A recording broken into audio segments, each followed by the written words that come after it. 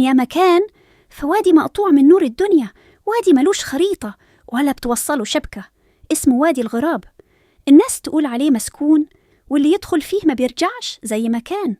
بس الحكاية اللي هحكيها لكم حصلت بجد ليلة ما النور اختفى والغراب نعق فوق الجبل الكبير.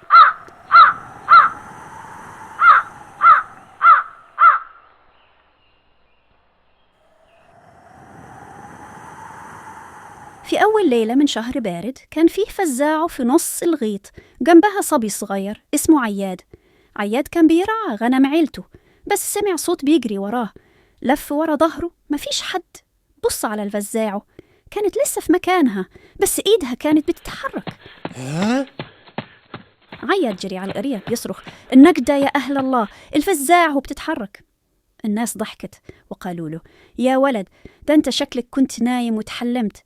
بس واحد فيهم، الشيخ مرزوق، وشه شحب وقال: الفزاعة في أي غيط؟ جنب الطاحونة القديمة يا شيخ. ربنا يستر، دي الأرض دي ملعونة من زمان. زمان من أكتر من 50 سنة حصلت جريمة في نفس الغيط. شيخ بلد اتقتل، ولحد النهاردة مفيش حد عارف مين اللي عملها.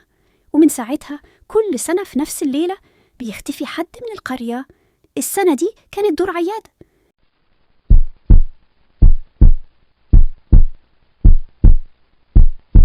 تاني يوم لقوا عصاية عياد في الغيط، بس مفيش له أثر، لا صوت ولا ريحة ولا حتى أثر رجلين. بس كان فيها علامة محفورة في الأرض، غراب مرسوم بنقطة دم. الناس خافت وقالوا لازم يسيبوا الوادي. بس الشيخ مرزوق قال: اللي هيهرب دلوقتي الدور عليه السنة الجاية.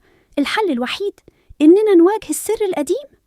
وساعتها بص عليهم شاب كان لسه راجع من السفر، اسمه سالم، حفيد الشيخ اللي اتقتل زمان. قال بصوت واثق: أنا هرجع الحق لأصحابه وهكشف سر وادي الغراب. بس اللي سالم ما يعرفوش إن اللي هيواجهه مش بشر عادي، ده سر أعمق من القبر وغامض زي الليل.